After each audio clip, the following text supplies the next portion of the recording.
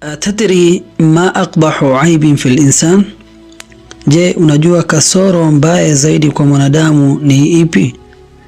Ayara uyuba nnasi wadhihatan kashamsi, ni kuona makosa ya watu wengine wazi kama jua. Wayajazu an ru'yati uyubihi allati baina jambihi, lakini ashindwe kuona makosa yake mwenyewe yaliyo mbele yake.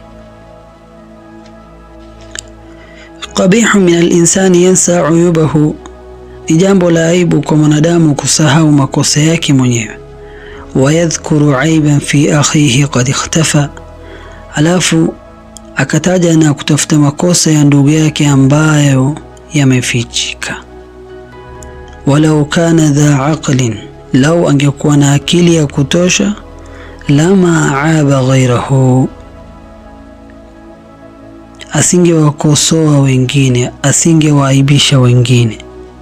Wafihi uyubun law raaha biha iktafa, kwa maana ndani yake mwenyewe kuna makosa ambayo law raaha biha iktafa, kama angeyaona yangemtosha kujishughulisha nayo.